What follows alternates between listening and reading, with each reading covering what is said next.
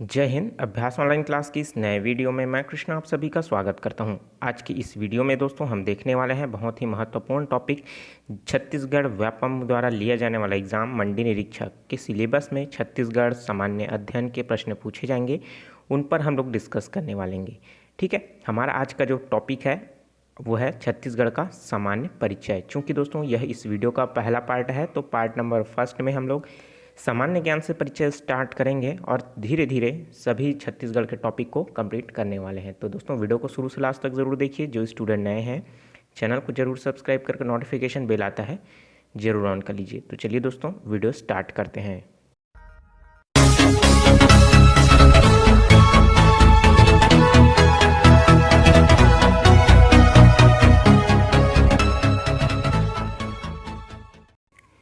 तो दोस्तों आप सभी को पता होगा कि छत्तीसगढ़ राज्य का निर्माण मध्य प्रदेश पुनर्गठन आयोग अर्थात मध्य प्रदेश पुनर्गठन अधिनियम 2000 के तहत हुआ है।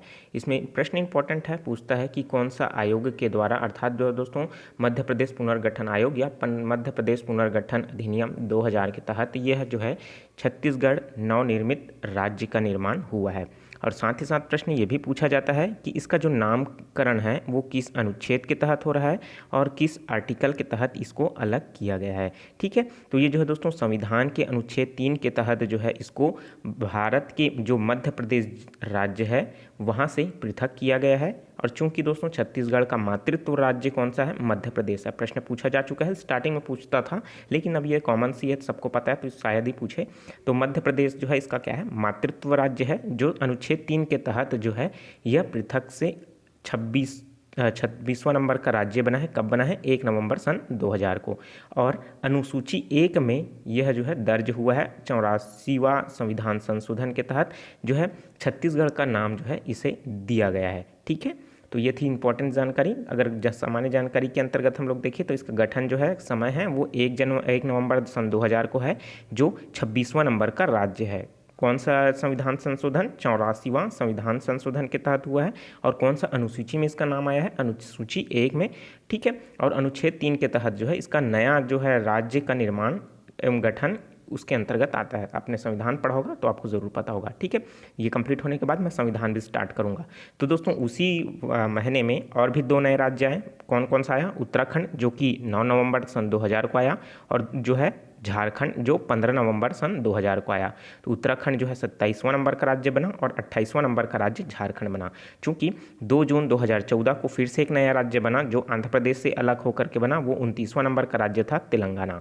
ठीक है, तो ये थी इंपॉर्टेंट जानकारी। उसी तरीके से बात कर लेते हैं राज्य गठन के बाद जो है जब बना, क्या बना दोस्तों, छत्तीसगढ़ राज्य बना, तो उस समय कौन सा पंचवर्षीय योजना चल रही थी। प्रश्न इंपॉर्टेंट है, बहुत बार पूछा जा चुका है। ठीक है, तो उस समय जो चल रहा था वो 9वीं पंचवर्षीय योजना जो है छत्तीसगढ़ में अर्थात भारत में जो है चल रही थी।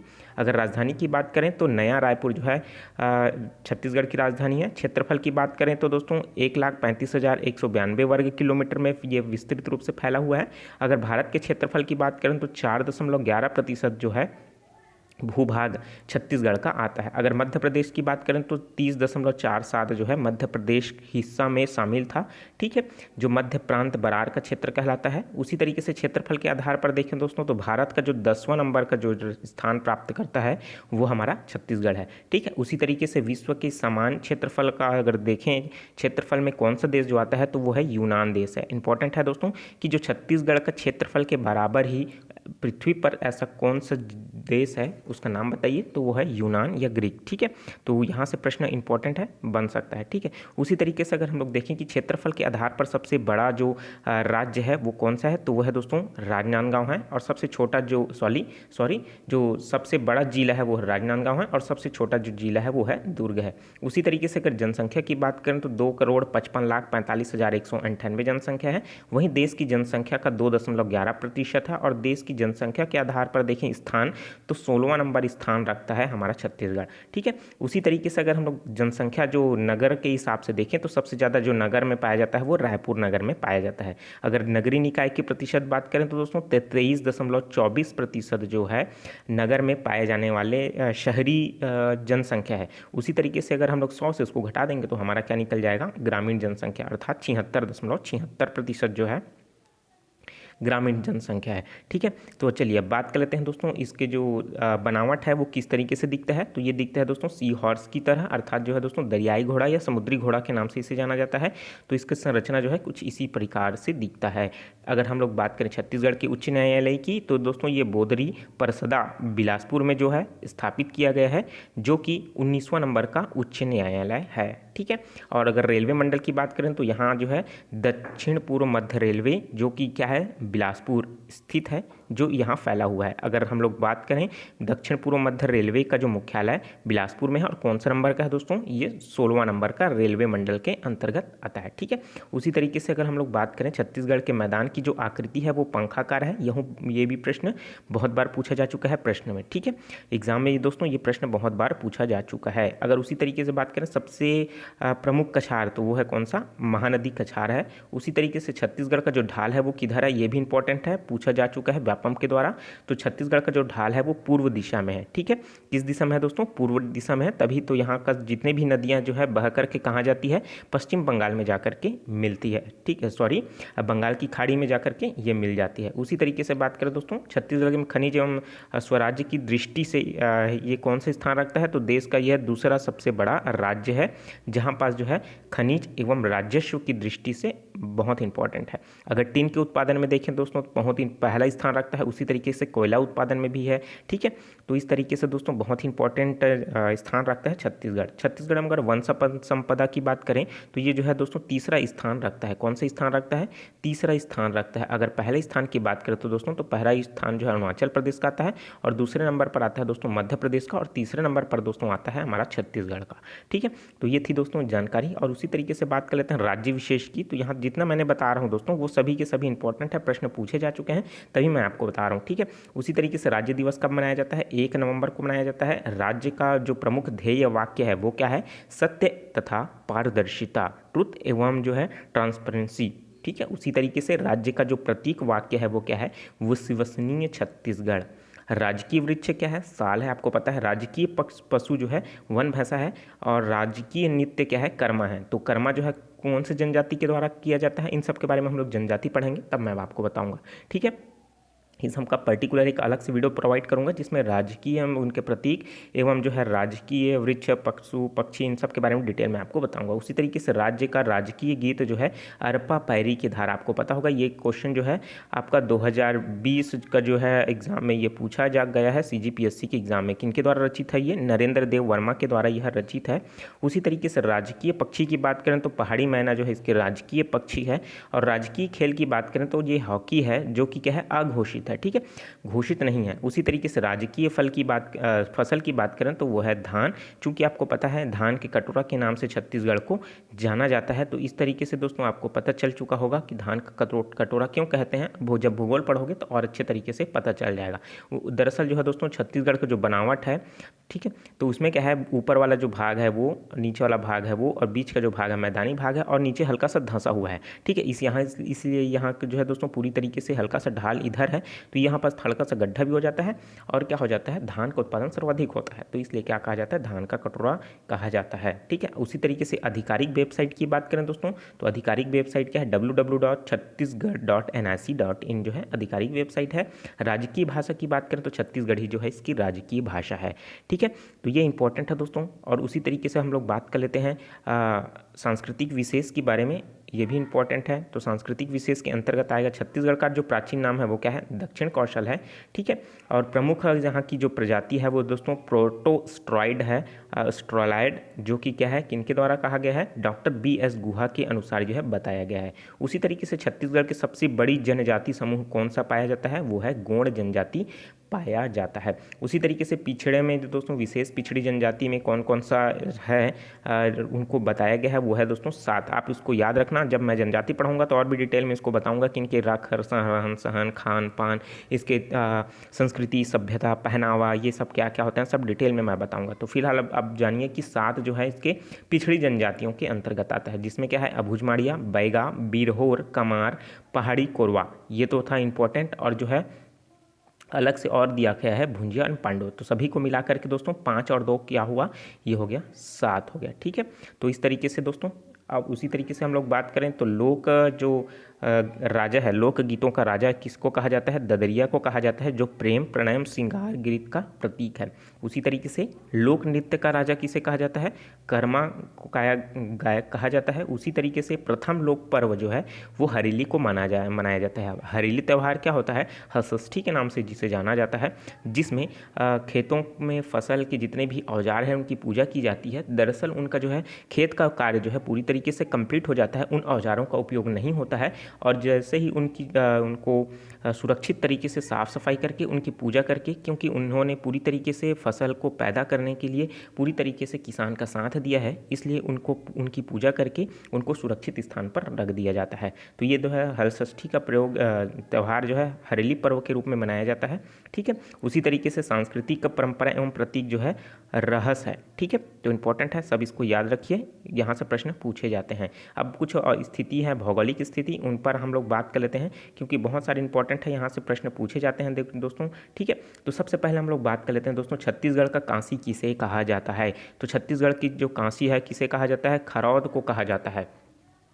छत्तीसगढ़ का मॉरिशस किसे कहा जाता है? बूका को कहा जाता है, जो कि कौन से जिला में आता है? कोरबा जिले में आता है। छत्तीसगढ़ का प्रयाग किसे कहा जाता है? राजिम को कहा जाता है, जहां पास महानदी पैरी सोंडूर का जो है त्रिवेणी संगम का निर्माण होता है। ठीक है, उसी तरीके से छत्तीसगढ़ का खजुराहो किसे कहा जाता है? भोरम देव को कहा जाता है, जो कि कवर्धा में स्थित है। उसी तरीके से छत्तीसगढ़ का शिमला किसे कहा जाता है? मैनपाट को कहा जाता है। अबुझमाड़ का प्रवेश द्वार किसे कहा जाता है? ओरछा को कहा जाता है, जो कि क्या है? नारायणपुर में है। ठीक है, उसी तरीके से दोस्तों ठीक है बीजापुर में। ठीक है, तो उसी तरीके से क्या हो जाएगा? बस्तर का प्रवेश द्वार, उसी तरीके से बस्तर का प्रवेश किसे कहा जाता है? तेलीन घाटी, जो कि क्या है? केशकाल घाटी, आप जानते हो, उसे ही बस्तर का प्रवेश द्वार कहते हैं। क्योंकि दोस्तों बस्तर जाने के लिए अगर आप मध्य मैदान से जाओगे तो सिर्फ एक ही रास्ता है, वो कौन सा है? केशकाल घाटी। ठीक है, छत्तीसगढ़ का चित्तौड़ किसे कहा जाता है? लाफागढ़ को कहा जाता है। इंपॉर्टेंट है दोस्तों, जितना भी यहाँ पर बता रहा हूँ भौगोलिक स्थिति, वो इंपॉर्टेंट है, आप इसको नोट करते जाइए या फिर स्क्रीनशॉट जरूर ले लीजिए, क्योंकि यहाँ से प्रश्न आपका जरूर बनता है। ठीक है, जैसे पूछता है प्रश्न, छत्तीसगढ़ का चित्तौड़ किसे कहते हैं? ऑप्शन में दे देगा लाफागढ़, चैतुरगढ़, ओरछा, मैनपाट। तो ऑप्शन आप में कंफ्यूज हो जाओगे। ठीक है, तो आप इसको याद रखना है। तो चित्तौड़ किसको कहते हैं? लाफागढ़ को कहते हैं। और कश्मीर, छत्तीसगढ़ का कश्मीर चैतुरगढ़ को कहते हैं। उसी तरीके से छत्तीसगढ़ का नागलोक किसे कहते हैं? तपकरा कहा जाता है, क्योंकि यहाँ जो है सर्वाधिक मात्रा में जो है नाग मतलब सर्प जो है पाया जाता है। ठीक है, यहाँ जो है सर्प अनुसंधान केंद्र है, जो कि क्या है? जसपुर में आता है, तपकरा। ठीक है, यहाँ पास बहुत सारे जहरीले सांप हैं, उनका जो है शोध किया जाता है, उनके जहर को निकाल करके। ठीक है, उसी तरीके से हम बात कर लेते हैं, अगला पॉइंट जो है छत्तीसगढ़ का नृजातीय म्यूजियम कहाँ पास है? जगदलपुर में है। छत्तीसगढ़ का चौराहों का शहर, जैसे अगर हम लोग भारत में चौराहों का शहर किसको कहते हैं? कानपुर को कहते हैं। उसी तरीके से छत्तीसगढ़ के चौराहों का शहर किसको कहा जाता है? जगदलपुर को कहा जाता है। अब बात कर ले छत्तीसगढ़ का स्विट्जरलैंड। ठीक है, छत्तीसगढ़ का स्विट्जरलैंड किसे कहा जाता है? सनाहिल, जहाँ किसको? जसपुर। ठीक है, उसी तरीके से सर्वाधिक वर्षा कहाँ होती है दोस्तों? मासिन राम में होता है ना? पहले चेरापूंजी में होता था, फिर मासिन राम में होता है भारत में। तो उसी तरीके से छत्तीसगढ़ का चेरापूंजी किसे कहा जाता है? अबुझमाड़ को कहा जाता है। सबसे ज़्यादा जो है वर्षा कहाँ होता है? अबुझमाड़ में होता है। छत्तीसगढ़ का सबसे प्राचीन मंदिर कौन सा है? देवरानी जेठानी का मंदिर है, जो कि कहाँ है? ताला गाँव में है, बिलासपुर में है। उसी तरीके से बात करते हैं मंदिरों की जो नगरी है किसे कहा जाता है? आरंग को कहा जाता है।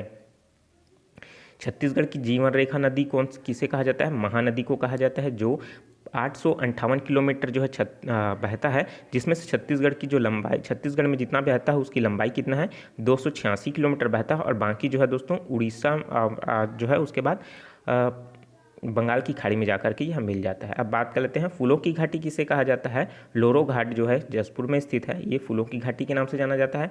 तालाबों एवं टंकियों की नगरी किसको कहा जाता है? रतनपुर को कहा जाता है, क्योंकि यहाँ सर्वाधिक मात्रा में जो है रतनपुर में जो है तालाब के निर्माण किए गए हैं। जब आप छत्तीसगढ़ का इतिहास पढ़ोगे तो बहुत सारे राजा सिर्फ तालाबों पर अधिक जो है बनाए हैं, मंदिरों में बनाए हैं, तो इसलिए क्या कहा जाता है? तालाबों की नगरी एवं टंकियों की नगरी के नाम से जाना जाता है। छत्तीसगढ़ की संस्कारधानी के नाम से किसे जाता है कहा जाना जाता है? राजनांदगांव को जाना जाता है। उसी तरीके से बात दोस्तों छत्तीसगढ़ के ज्ञान की राजधानी किसे कहा जाता है? भिलाई को कहा जाता है। ठीक है, अब बात कर लेते हैं दोस्तों छत्तीसगढ़ में खेल की राजधानी, तो खेल की राजधानी भी किसे कहा जाता है? राजनांदगांव को ही कहा जाता है। तो राजनांदगांव को क्या कहा जाता है? संस्कार धानी भी कहा जाता है, साथ ही साथ खेल की राजधानी भी कहा जाता है। ठीक है, उसी तरीके से दोस्तों ज्ञान की राजधानी किसको कहा जाता है? भिलाई को कहा जाता है। भारत संघ में धान का कटोरा किसको कहा जाता है? पूरे छत्तीसगढ़ को कहा जाता है। ठीक है, तो ये था दोस्तों इंपॉर्टेंट। अब बात कर लेते हैं प्रमुख जो संभाग हैं, तहसील हैं, उस आधार पर। ठीक है, तो इसमें दोस्तों क्या क्या है, क्या क्या यहाँ से प्रश्न बनते हैं उनके देख लेते हैं। राज्य में जो प्रमुख है उसको। ठीक है, तो सबसे बड़ा जो संभाग है वो कौन सा संभाग है? बस्तर संभाग है, जिसमें दोस्तों 7 जिले जो हैं इसमें आते हैं। अब उसके बाद दोस्तों सबसे छोटा संभाग, चूंकि इसमें दुर्ग है, लेकिन आप इसको काट दीजिए, क्योंकि क्यों है दोस्तों, आपको रायपुर में भी आपको 5 जिले देखने को मिलेंगे और साथ ही साथ सरगुजा में भी दोस्तों आपको 5 जिला जो है देखने को मिलेंगे। लेकिन क्षेत्रफल के हिसाब से देखें तो सबसे छोटा संभाग जो है दुर्ग संभाग को ले सकते हैं। ठीक है, तो सबसे बड़ा अगर तहसील की बात करें तो पोड़ी उपरोड़ा है, जो कि कोरबा जिले में स्थित है। उसी तरीके से सबसे बड़ा विकासखंड की बात करें तो दोस्तों बिल्हा है, जो कि क्या है? बिलासपुर में स्थित है। सर्वाधिक तहसीलों वाला जिला अगर पूछे तो वह है जांजगीर चांपा। 11 तहसीलों के साथ जो है जांजगीर चांपा जिला अपना जिला का निर्माण करता है। उसी तरीके से बात करें न्यूनतम तहसील वाला ज़िला तो वह है नारायणपुर। मात्र 2 जिला जो है तहसील हैं वह है नारायणपुर और भुजमाड़।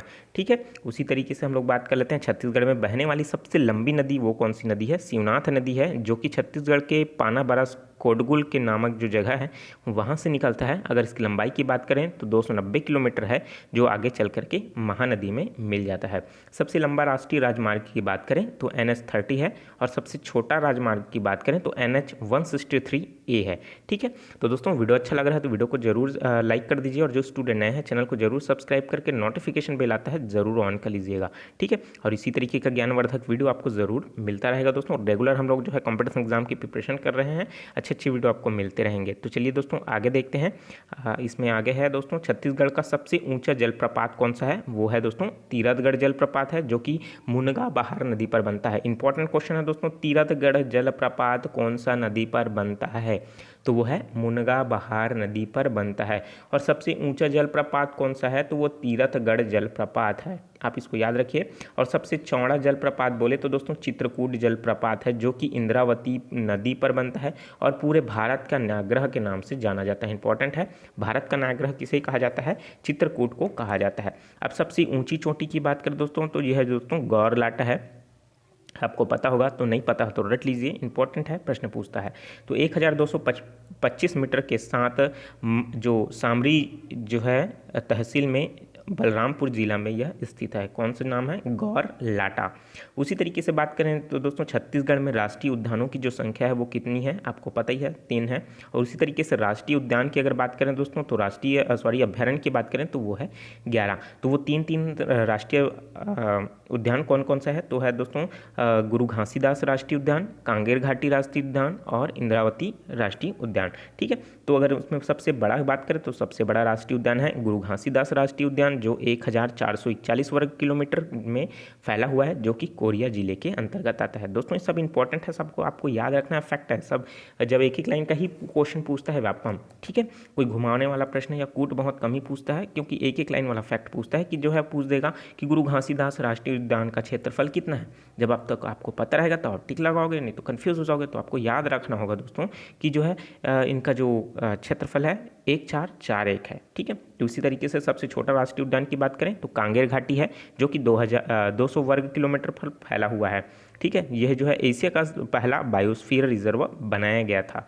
उसी तरीके से सबसे प्रथम राष्ट्रीय उद्यान की बात करें तो इंद्रावती राष्ट्रीय उद्यान है, जो सबसे पुराना है। ठीक है, टाइम पीरियड के हिसाब से देखें तो सबसे पुराना है, जो 1978 ईस्वी में बनाया गया है। और स्थान की बात करें तो ये बीजापुर जिले के अंतर्गत आता है। ठीक है, उसी तरीके से हम लोग देखें दोस्तों अभ्यारण्य की बात करें तो कुल अभ्यारण्य की जो संख्या है वह है दोस्तों 11 है। उसी तरीके से सबसे प्राचीन जो है सीता नदी है, जो 1974। तो दोस्तों जितने भी अभ्यारण्य हैं मैं आपको बताऊंगा टाइमिंग के हिसाब से, क्रमवार हिसाब से, कौन छोटा है कौन बड़ा है, कौन सा अभ्यारण्य में क्या पाया जाता है, तो थोड़ा वेट करते रहिए, सभी वीडियो आपको प्रोवाइड होने वाला है। तो सबसे नया अभ्यारण्य जो है दोस्तों भोराम देव, जो कि कबीरधाम जिले में स्थित है। यह जो है 2001 में निर्माण किया गया है। सबसे बड़ा अभ्यारण्य जो है तमोर पिंगला है, जो 608 वर्ग किलोमीटर पर फैला हुआ है। उसी तरीके से सबसे छोटा जो अभ्यारण्य है वह बादल खोल है, ठीक है, 105 वर्ग किलोमीटर फैला हुआ है। अगर भारत की जलवायु की बात करें तो उष्णकटिबंधीय मानसूनी जलवायु जो है पाया जाता है, ठीक है। प्रश्न ये बहुत बार पूछा जा चुका है कि छत्तीसगढ़ में किस तरीके का जलवायु होता है, तो उष्णकटिबंधीय मानसूनी जलवायु होता है, ठीक है। तो उष्णकटिबंधीय और सर्वाधिक वर्षा जो है अबूझमाड़ नारायणपुर, मैंने ऊपर में बताया भी, जहाँ क्या होता है 187 सेंटीमीटर या उससे भी अधिक वर्षा यहाँ पास होती है दोस्तों, ठीक है, जो कि क्या है छत्तीसगढ़ का चेरापूंजी के नाम से जाना जाता है। और छत्तीसगढ़ में सबसे न्यूनतम जो वर्षा है वो कहाँ होती है, कबीरधाम में होती है, ठीक है। और इसमें अगर हम लोग बात करें दोस्तों, सबसे न्यूनतम वर्षा तो होती है कबीरधाम में, ठीक है, क्योंकि ये छायावृत्त जो है प्रदेश के अंतर्गत आता है, ठीक है। अब आप पूछोगे कि छायावृत्त क्या होता है, देखिए तो छायावृत्त मैं आपको एक्सप्लेन कर देता हूँ अच्छे से, आपको एक बार में चुटकियों में समझ आएगा, ठीक है। देखिए ये क्या हुआ, ये पहाड़ हो गया, ठीक है, पहाड़ हो गया ये, और हमारा जो इधर का जो जिला है वो कौन सा है, कबीरधाम जिला है, ठीक है। इधर से हवाएं आई, ठीक है, ये इधर से हवाएं आई, इधर से उठ करके हवाएं जो है पहाड़ इसको रोक दिया, पहाड़ रोक दिया तो क्या हो जाएगा, वर्षा इधर ही होगा, ठीक है। हवाएं आई, वर्षा उठा आर्द्रता के साथ, वर्षा इधर ही हो गया और इधर नहीं हुआ, तो क्या पड़ गया दोस्तों, पर्वत का उस पर छाया पड़ गया, तो इस वजह से यहाँ इधर वर्षा नहीं होगी, तो ये क्या कहलाएगा, आपका छायावृत्त जो है क्षेत्र कहलाएगा। तो ये कबीरधाम कवर्धा ये क्या हो जाएगा, छायावृत्त जो है प्रदेश कहलाता है, इसलिए यहाँ न्यूनतम वर्षा होती है, ठीक है। और सबसे गर्मी जो पड़ती है सबसे ज़्यादा, वो है कौन से स्थान है दोस्तों, वो है जांजगीर चांपा है, ठीक है। अब बात कर लेते हैं दोस्तों, न्यूनतम वर्षा आपको पता चल गया। अब बात कर लेते हैं सबसे ठंडा स्थान, तो सबसे ठंडा स्थान कौन सा है, मैनपाट, जो कि क्या है अंबिकापुर तहसील में आता है। और देखिए सबसे गर्म स्थान जांजगीर चांपा, मैं जो अभी बता रहा था। उसी तरीके से सर्वाधिक पाए जाने वाली सर्वाधिक चट्टान जो है आर्कियन शैल समूह के होते हैं, जो 50 से 55% पूरे भारत छत्तीसगढ़ में फैला हुआ है, ठीक है। उसी तरीके से बात कर लेते हैं छत्तीसगढ़ में पाए जाने वाली सर्वाधिक मिट्टी जो कौन सी पाई जाती है, लाल पीली मिट्टी है, जो धान के लिए जो है सर्वाधिक उपजाऊ होता है। तो दोस्तों बहुत सारे क्वेश्चन बनते हैं मिट्टी से संबंधित, एक क्वेश्चन तो वहाँ से आता ही है, तो मिट्टी पर एक पर्टिकुलर मैं क्लास लूँगा, वहाँ से मैं दोस्तों अगर मैं उस क्लास को आप अटेंड करोगे तो डेफिनेटली आपको कोई भी चीज़ आपको याद करने की ज़रूरत नहीं है। जब मैसेज से मैं समझाऊँगा, मैपिंग के माध्यम से समझाऊँगा, तो आपके दिमाग में चिपक के बैठ जाएगा, बिल्कुल दोमट मिट्टी की तरह, ठीक है। तो आप उस क्लास को ज़रूर अटेंड कर लीजिएगा, थोड़ा सा वेट कीजिए, लगातार हम लोग चैप्टर वाइज आगे बढ़ेंगे, पूरे छत्तीसगढ़ कंप्लीट करेंगे, ठीक है। छत्तीसगढ़ जब भूगोल कंप्लीट हो जाएगा, इतिहास भी स्टार्ट कर देंगे, पूरे जो सब्जेक्ट है उसको पढ़ेंगे, तो आपका जो है प्रिपरेशन अच्छे से हो जाएगा। तो दोस्तों सर्वाधिक पाया जाने वाला वन कौन सा है, साल वन है। और साल द्वीपों का द्वीप किसे कहा जाता है, बस्तर को कहा जाता है। सबसे बड़ा जो पाट प्रदेश है वो कौन सा है, जसपुर पाट प्रदेश है, ठीक है। और सबसे ऊंचा पाट प्रदेश कौन है, सामरी पाट प्रदेश है, ठीक है।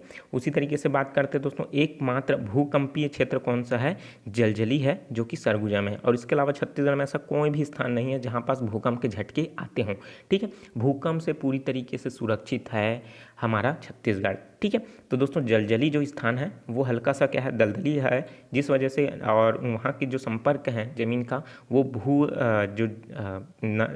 कहा जाए तो समुद्र के तट बहुत निकट आ जाते हैं, इस वजह से क्या होता है इसमें भूकंपीय क्षेत्र, इसमें तरंगे यहाँ तक पहुँच जाती है, जिस वजह से हल्का सा उसमें नाभिक रिएक्टर के अगर देखें सिस्मोग्राफ में, तो उसमें जो है रेंज बहुत काफ़ी कम आता है, लेकिन आता है, ठीक है। तो ये थी दोस्तों जानकारी, बहुत इंपॉर्टेंट सामान्य जानकारी थी जो यहाँ से प्रश्न पूछता है। लगभग आपसे यहाँ से प्रश्न जितने भी पूछे जाते हैं इंपॉर्टेंट है, और जो पूछे जाते हैं वही मैंने बताया है। तो दोस्तों जितने भी मैंने प्रश्न बताए उनमें से आपने कितने क्वेश्चन जो है एग्जाम में पूछे गए उनको कमेंट करके ज़रूर बताइए, और जो चीज़ समझ नहीं आता है उसको दोस्तों कमेंट करके ज़रूर पूछिएगा, ठीक है, क्योंकि इंपॉर्टेंट है इन सभी को जानना, ठीक है। और इसके बाद हम लोग बात करेंगे दोस्तों प्रसिद्ध व्यक्तियों के बारे में, जो काफ़ी इंपॉर्टेंट है। वीडियो भी काफ़ी लंबा हो चुका है, जिसमें हम लोग प्रसिद्ध व्यक्ति यहाँ पास जो कौन कौन है, प्रथम कौन है, और किसे क्या कहा जाता है, किस नाम से जाना जाता है, उन सब के बारे में हम लोग इसमें देखने वाले हैं। तो वीडियो को जरूर लाइक कर दीजिए, और वीडियो को दोस्तों ज़्यादा से ज़्यादा शेयर करें व्हाट्सअप ग्रुप में, फेसबुक ग्रुप में, इंस्टाग्राम में, स्टडी मैटर ग्रुप में, ताकि इस वीडियो का फ़ायदा भी उन लोगों को मिल सके जो कॉम्पिटिशन एग्जाम की प्रिपरेशन कर रहे हैं, ठीक है। और जो है दोस्तों www.abhyasgk.com विजिट करके दोस्तों आप जो है सामान्य जानकारी लेते रहिए, ठीक है। और जो स्टूडेंट नए हैं चैनल को जरूर सब्सक्राइब कर लीजिए दोस्तों, ठीक है। और टेलीग्राम ग्रुप अभ्यास ऑनलाइन क्लास में जाकर के भी आप देखते रहिए, क्योंकि वहाँ पास अच्छे अच्छे PDFs मैं आपके लिए प्रोवाइड करता हूँ, ठीक है। चलिए मिलते हैं नए वीडियो में नई जानकारी के साथ, तो मुझे दीजिए इजाज़त, take care, all the best, जय हिंद।